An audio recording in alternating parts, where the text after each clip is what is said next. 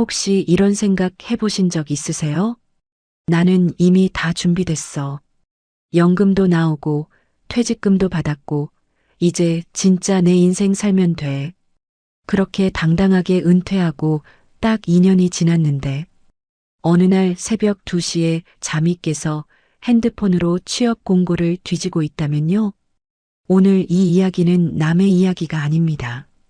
63세에 완벽하다고 믿었던 노후가 65세에 왜 흔들리기 시작하는지, 그리고 이 나이에 다시 20대 청년들과 취업 경쟁을 해야 하는 이 충격적인 현실이 왜 생기는 건지, 오늘 이 영상에서 아무도 솔직하게 말하지 않았던 이야기를 제가 끝까지 다 털어놓겠습니다. 영상 후반부에는 지금 50대, 60대 분들이 반드시 알아야 할 현실적인 정보도 드릴 거예요. 오늘 이 영상 절대 그냥 지나치지 마세요. 지금 보지 않으시면 나중에 반드시 후회하실 겁니다. 여러분 구독 버튼 한 번만 눌러주세요. 좋아요와 알림 설정까지 해주시면 이 채널이 더 많은 분들께 닿을 수 있습니다. 진심으로 감사드립니다. 그럼 시작할게요. 박성수 씨 이야기를 먼저 해드릴게요. 박성수 씨는 경기도 수원에 사는 65세 남성입니다.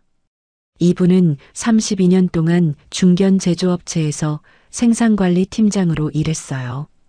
63세 생일이 지난 다음 달 드디어 정년퇴직을 했습니다. 동료들한테 꽃다발도 받고 회사에서 조촐하게 은퇴식도 해줬어요. 아내랑 둘이서 퇴직 기념으로 제주도도 다녀왔고요. 그때만 해도 박 씨는 이제 진짜 내 인생이 시작되는구나 싶었대요. 솔직히 그럴 만했습니다. 박 씨가 받은 퇴직금이 1억 2천만 원이었어요. 거기다 국민연금도 65세부터 매달 120만 원 나오고, 아내도 소액이지만 국민연금이 43만 원 나오고 있었으니까요. 집은 경기도의 30평대 아파트 자기 소유고, 아들 둘은 이미 결혼해서 독립했고, 어디서 봐도 완벽한 노후처럼 보이죠. 박 씨도 그렇게 생각했습니다. 연금이랑 아내 연금 합쳐서 월 163만 원, 퇴직금 이자, 조금 보태면 200만 원 가까이 나오니까 두 부부가 살기에 딱 맞다고요. 처음 반년은 그랬어요. 아침에 느지막이 일어나서 동네 산책하고, 오후엔 집 근처 경로당도 들르고, 주말엔 아들네 손주들 보러 가고. 그게 꿈꾸던 노후 아니겠어요? 그런데 딱 6개월이 지나고 나서부터 이상한 느낌이 오기 시작했어요. 처음엔 작은 것들이었어요. 아내가 골다공증 당뇨가 있어서 약을 꾸준히 먹어야 하는데 그 약값이랑 정기 검진비가 한 달에 7만 원 넘게 나오더라고요. 박 씨 본인도 허리가 안 좋아서 한 달에 2번씩 물리치료를 받았는데 그게 또 5만 원 가까이 들었어요. 여기까지는 그래도 각오했던 부분이에요. 문제는 그 다음이었습니다. 은퇴하고 나서 시간이 생기니까 사람을 안 만날 수가 없어요. 오랜 친구들이랑 밥 한 번 먹고, 예전 직장 동기들이랑 술자리도 한 번 하고, 그게 한 달에 서너 번 되니까 외식비만 한 달에 20만 원을 훌쩍 넘어요. 여기에 손주들 용돈이며 경조사비까지 더하면 박 씨 부부의 실제 한 달 생활비가 270만 원에서 300만 원 사이를 왔다 갔다 한다는 걸 깨닫게 됩니다. 연금으로 들어오는 돈은 163만 원인데 나가는 돈은 300만 원 가까이 되는 거예요. 매달 130만 원에서 140만 원씩 퇴직금을 깎아 먹어야 하는 상황이 된 거죠. 박 씨가 저한테 이러셨어요. 처음엔 별거 아니라고 생각했어요. 1억 2천이나 있으니까. 근데 계산해 보니까 7, 8년이면 다 없어지더라고요. 저 그때 70살이에요. 그 다음엔 어쩌라고. 이 이야기 어디서 많이 들어보신 것 같지 않으세요? 사실 박성수 씨 같은 분이 우리나라에 정말 많습니다. 통계청이 2023년에 발표한 자료를 보면 우리나라 55세에서 64세 사이 은퇴자들의 월 평균 생활비가 252만 원이에요. 부부 기준입니다. 그런데 같은 연령대의 국민연금 평균 수령액은 월 64만 원밖에 안 돼요. 부부 합산해도 120만 원 수준이에요. 생활비의 절반도 안 되는 거예요. 나는 30년 이상 일했는데 왜 이렇게 적어? 하고 싶으신 분도 계실 텐데요. 국민연금 제도 자체가 소득 대체율, 그러니까 내가 일할 때 받던 월급의 얼마를 연금으로 돌려주냐가 지금 기준으로 40% 수준이에요. 그것도 40년 꽉 채워냈을 때 이야기고 실제로 40년 꽉 채운 사람이 많지 않아요. 대부분 20년에서 30년 사이니까 실제 소득 대체율은 25%에서 30% 수준으로 더 내려가요. 이걸 모르고 은퇴하신 분들이 진짜 많아요. 박 씨도 마찬가지였어요. 연금 나오고 퇴직금 있으니까 되겠지라고만 생각했지 실제로 숫자를 맞춰보지 않았던 거예요. 그리고 이 나라에서 그렇게 생각하는 분들이 정말 많다는 게 문제입니다. 한국보건사회연구원 자료에 따르면 우리나라 65세 이상 노인 가구 중에서 빈곤선 이하의 생활을 하는 비율이 40%가 넘어요. OECD 국가 중에서 노인 빈곤율 1위예요. 그것도 몇 년째 1위를 놓치지 않고 있어요. 이게 남의 나라, 남의 이야기가 아니에요. 지금 이 이야기를 듣고 계신 여러분 주변에 분명히 계세요. 박 씨가 본격적으로 통장 잔고를 들여다보기 시작한 건 은퇴하고 나서 1년 6개월이 지났을 때였어요. 퇴직금이 1억 2천이었는데 벌써 2,400만 원이 나가 있더래요. 겨우 1년 반 만에요. 그때 처음으로 식은땀이 났다고 하셨어요. 이 속도면 8년도 안 되겠구나. 박 씨가 그때부터 생각한 게 뭔지 아세요? 어떻게든 돈을 줄여야겠다는 게 아니었어요. 물론 그것도 했죠. 외식을 줄이고 친구들 만나는 횟수도 줄였어요. 그런데 박 씨 머릿속에서 계속 맴도는 생각은 따로 있었습니다. 내가 다시 일을 해야 하는 거 아닌가. 이 생각이 드는 순간이 진짜 충격이었다고 하셨어요. 32년을 일했어요. 정년 퇴직했어요. 이제 쉬어도 된다고 사회가, 가족이, 친구들이 다들 그랬어요. 그런데 2년도 안 돼서 다시 일을 해야겠다는 생각이 드는 거잖아요. 이게 박성수 씨만의 이야기일까요? 통계를 보면 소름 돋습니다. 통계청 경제활동 인구조사에 따르면 2022년 기준으로 우리나라 60세에서 69세 사이 취업자 수가 무려 230만 명을 넘어요. 그 중에서 순수하게 생계 때문에 일하는 비율이 전체의 52%가 넘는다고 나와요. 절반이 넘는다는 거예요. 좋아서, 즐거워서가 아니라 먹고 살려고 일하는 60대가 절반이 넘는다는 현실. 박 씨가 재취업을 결심한 건 은퇴하고 나서 정확히 22개월이 지났을 때였어요. 65세. 그러니까 63세에 은퇴해서 65세에 다시 취업 전선에 뛰어든 거예요. 딱 2년 만에요. 그런데 그때부터가 진짜 충격이었어요. 박 씨는 처음엔 자신이 있었어요. 32년 경력의 팀장까지 했으니까 어딘가에서 분명히 찾아줄 거라고 생각했어요. 컨설팅이든 고문이든 아니면 비슷한 업종 작은 회사라도 괜찮다고 생각했어요. 워크넷에도 가입하고 시니어 일자리 사이트도 뒤지고 지인들한테도 연락했어요. 현실은 달랐습니다. 첫 번째 지원한 곳은 경기도 소재 중소제조업체 생산관리 파트였어요. 서류는 통과했는데 면접에서 떨어졌어요. 면접관이 30대 중반이었는데 솔직히 박 씨 눈에도 그분이 불편해하는 게 느껴졌대요. 경력은 대단하신데 저희가 원하는 포지션이랑 좀 달라서요라는 말을 들었는데 그 말이 무슨 뜻인지 박 씨는 다 알았어요. 두 번째는 지인 소개로 물류회사 관리직에 지원했어요. 연봉이 예전에 3분의 1도 안 됐어요. 그래도 해볼 생각이었는데 거기서도 결국 안 된다는 연락이 왔어요. 다른 분으로 결정됐습니다라는 문자 한 줄이었어요. 세 번째, 네 번째, 다섯 번째까지 다 비슷했어요. 결국 박 씨가 취직한 데가 어딘지 아세요? 동네 대형마트 주차 관리직이었어요. 시급 10,000원에서 시작하는 파트타임 자리였어요. 32년 팀장 경력의 박성수 씨가 65세에 주차장에서 차 번호표를 끊고 있어요. 이분이 저한테 이러셨어요. 처음 한 달은 모자 쓰고 나가면서 아는 사람 만날까봐 겁이 났어요. 근데 지금은 그냥 해요. 안 하면 어쩌겠어요. 이 말이 얼마나 무거운 말인지 느껴지시나요? 그런데 저는 이 이야기를 하면서 박성수 씨를 불쌍하게 보자는 게 아니에요. 박 씨는 충분히 잘 살아내고 계시거든요. 제가 말씀드리고 싶은 건 이런 상황이 왜 생기냐는 거예요. 그리고 이게 박 씨 개인의 실수나 잘못 때문이냐는 거예요. 아닙니다. 구조의 문제예요.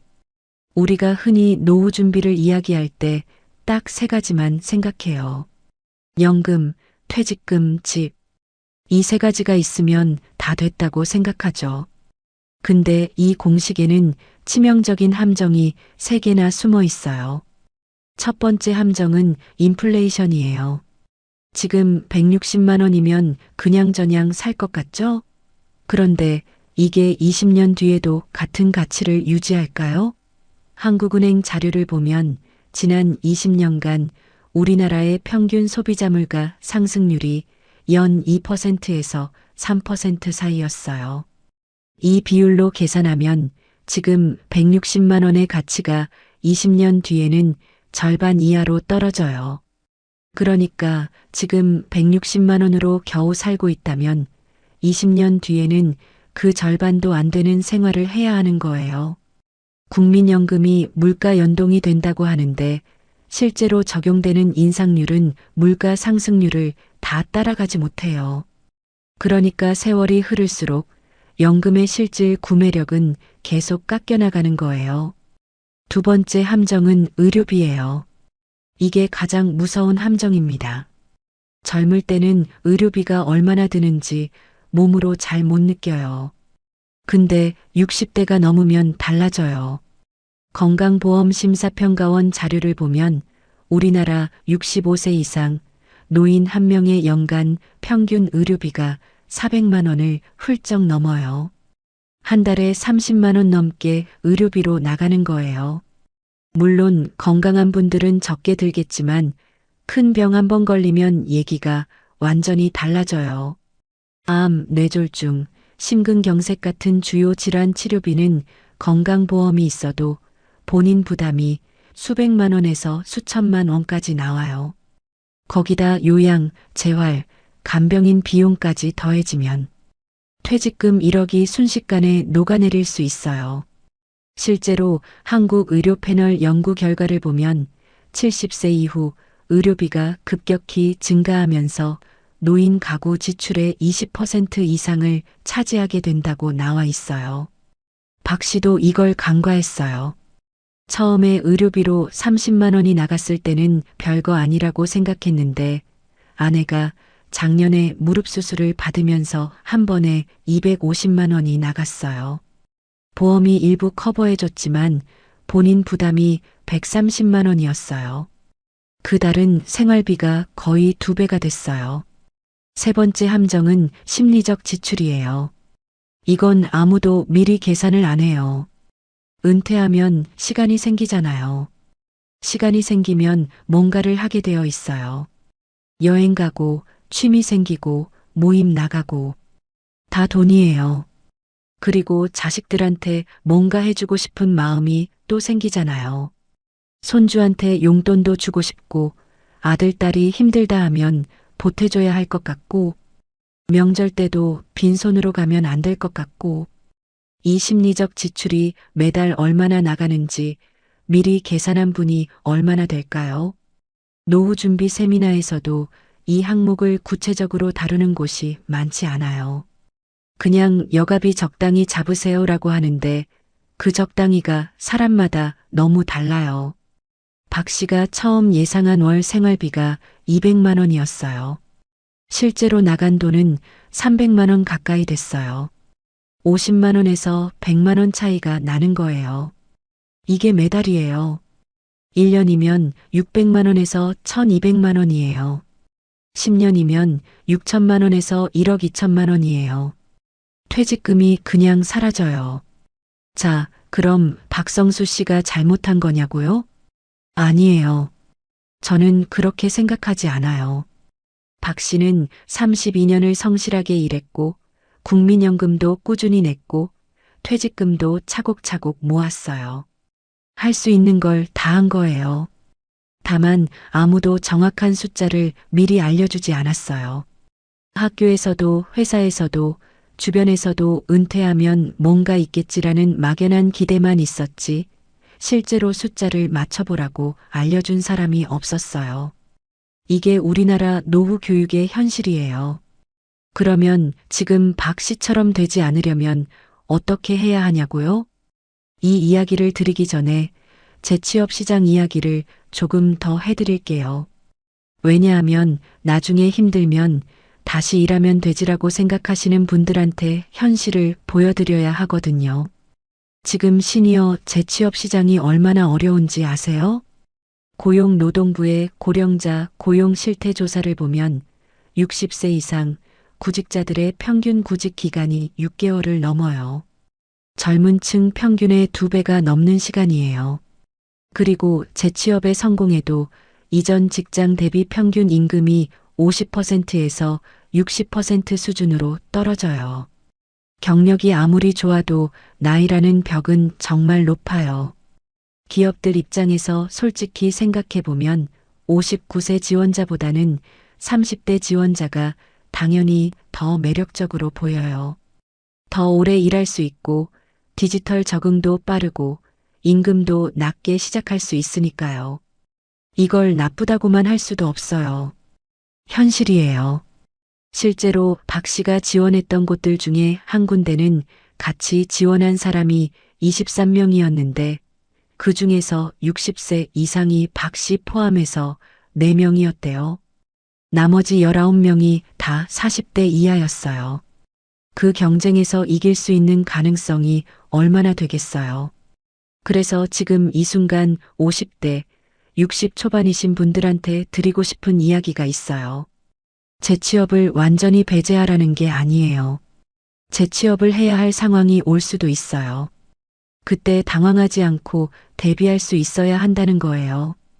그리고 그 대비는 지금 해야 해요.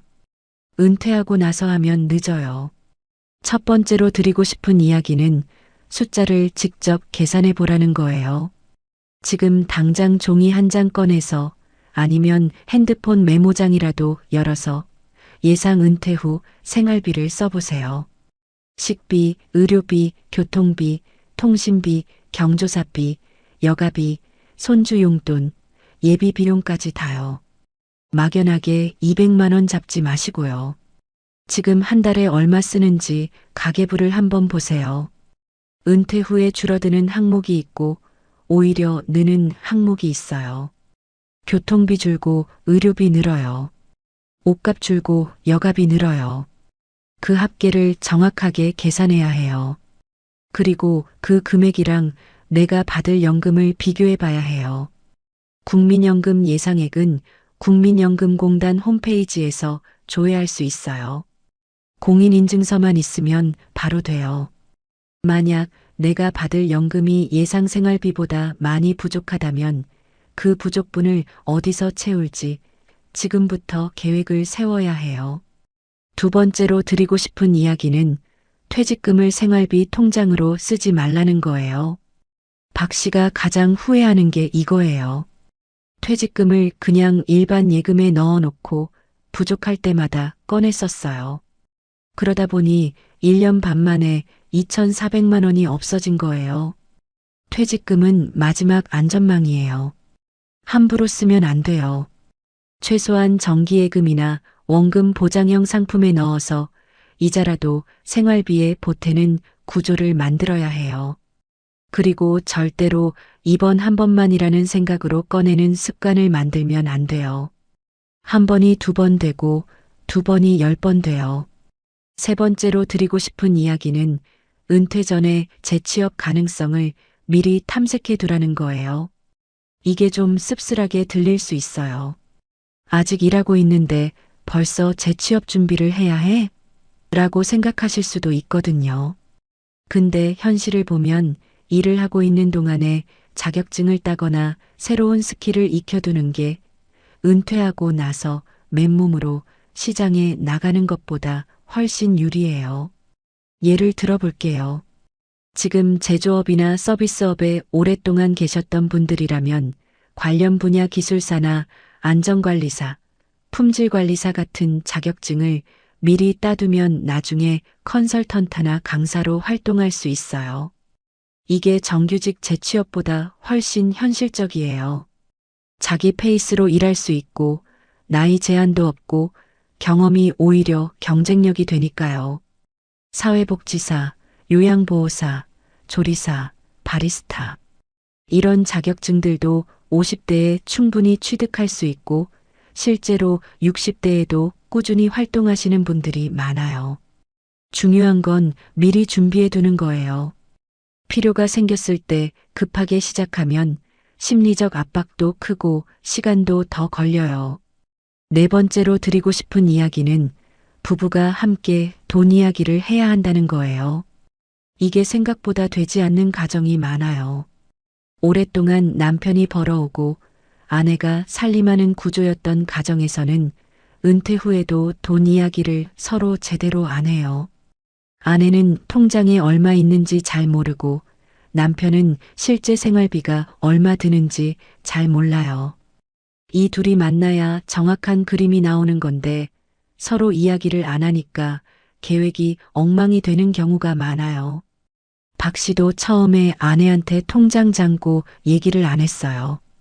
걱정할까 봐요. 그러다가 1년 반 만에 여보, 우리 상황이 좀 달라라고 했는데 그때 아내가 얼마나 충격받았겠어요. 차라리 처음부터 같이 앉아서 숫자를 들여다봤으면 더 빨리 대책을 세울 수 있었을 텐데. 지금 당장 이번 주말에 배우자랑 같이 앉아서 통장 한번 보세요. 어색하더라도요. 이게 100번 싸우는 것보다 노후를 지키는데 더 효과적이에요. 다섯 번째로 드리고 싶은 이야기는 작은 수입원을 지금부터 만들어 두라는 거예요.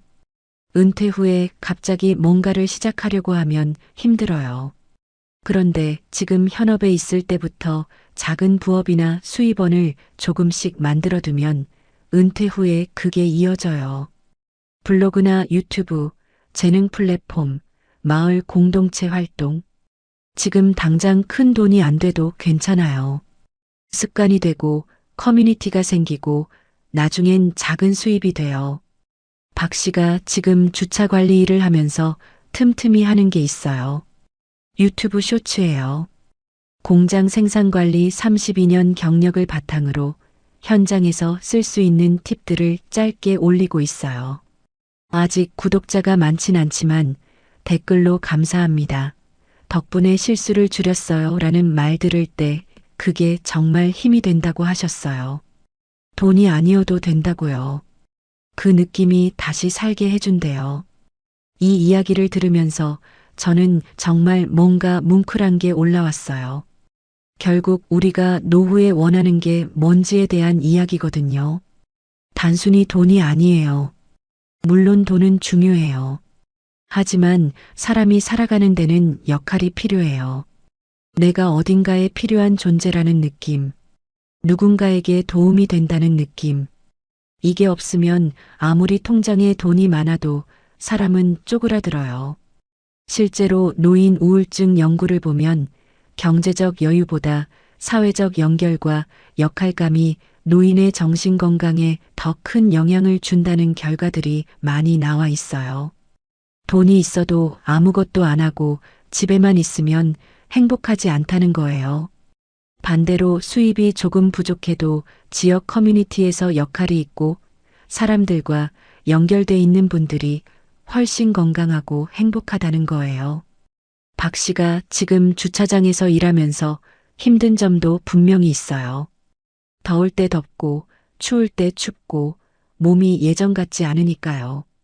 그런데도 박 씨가 계속 나가는 이유가 뭔지 아세요?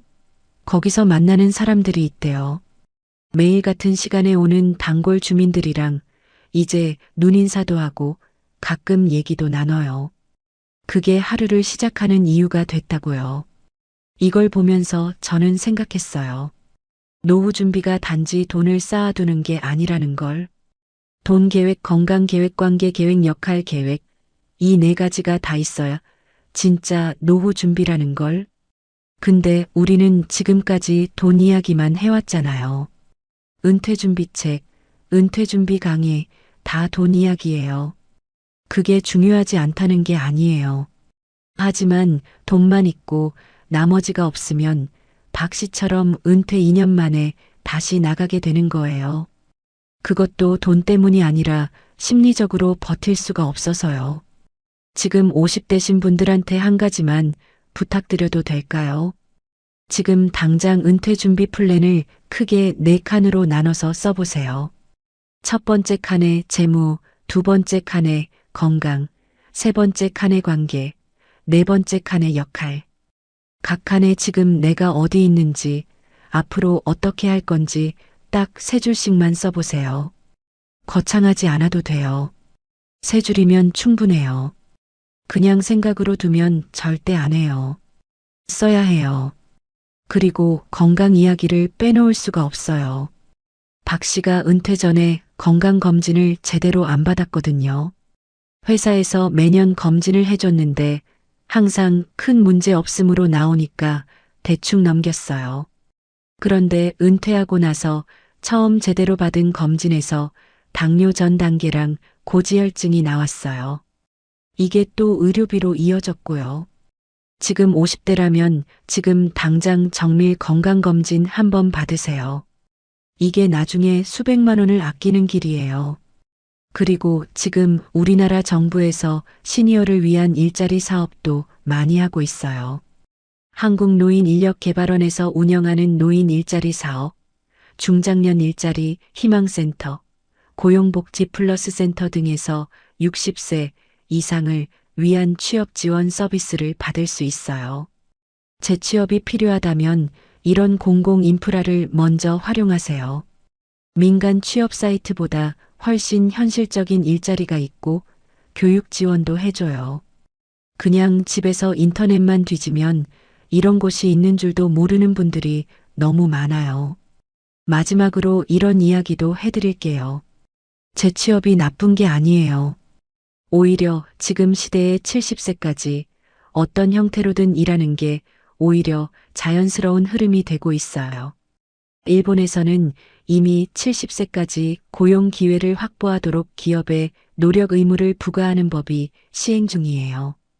우리나라도 고령화 속도를 보면 그 방향으로 갈 가능성이 아주 높아요. 그러니까 은퇴가 완전한 끝이 아니에요. 어떤 형태의 활동이든 계속 이어가는 게 건강에도 좋고 재정에도 도움이 되고 무엇보다 사람을 사람답게 해줘요. 단 그 활동이 강요에 의한 것이냐, 선택에 의한 것이냐는 천지 차이예요. 지금 준비하면 선택할 수 있어요. 준비 안 하면 박 씨처럼 새벽 2시에 취업 공고를 뒤지게 돼요. 박 씨가 요즘엔 조금 달라졌어요. 처음엔 주차 관리 일이 창피했는데 지금은 그냥 그게 지금 자기 할 일이라고 받아들이셨대요. 그리고 퇴직금에서 절대로 더 이상 꺼내 쓰지 않기로 아내랑 약속했어요. 박 씨가 버는 월 80만 원에서 90만 원이 생활비 일부를 채워주니까 퇴직금이 더 이상 빠르게 줄지 않아요. 그리고 유튜브 쇼츠 채널 구독자가 300명이 넘었다고 문자를 주셨어요. 목소리에 힘이 실려 있었어요. 이분이 완벽하게 잘 되고 있다고 말하면 거짓말이에요. 여전히 힘들고 여전히 불안한 날도 있대요. 그래도 지금이 은퇴 직후보다는 낫다고 하셨어요. 왜냐하면 지금은 그냥 흘러가는 게 아니라 뭔가를 하고 있다는 느낌이 있으니까요. 그게 노후를 버티게 해주는 힘이에요. 오늘 박성수 씨 이야기를 들으시면서 어딘가 익숙하게 느껴지신 분들이 분명히 계실 거예요. 나도 혹시 저렇게 되는 거 아닐까? 아니면 이미 비슷한 상황에 있으신 분도 계실 거고요. 부끄러운 거 없어요. 우리 모두가 충분한 정보 없이, 충분한 준비 없이 그냥 살아온 거예요. 세상이 제대로 알려주지 않았던 거예요. 그러니까 지금이라도 알게 됐다면 그게 이미 시작이에요. 오늘 하루 딱 한 가지만 해보세요. 국민연금 예상 수령액을 조회해 보는 거예요. 3분도 안 걸려요. 그리고 지금 한 달에 실제로 얼마 쓰는지 한번 계산해 보세요. 그 두 숫자를 비교해 보는 것, 그게 노후 준비의 진짜 시작이에요. 오늘 이 영상이 조금이라도 도움이 되셨다면 주변의 50대, 60대 소중한 분들께 꼭 공유해 주세요. 이 이야기가 필요한 분들이 분명히 계실 거예요. 다음 영상에서는 실제 노후 생활비를 줄이면서도 품격 있게 사는 법을 아주 구체적으로 가져올게요. 기대해 주세요. 오늘도 함께 해주셔서 진심으로 감사드립니다.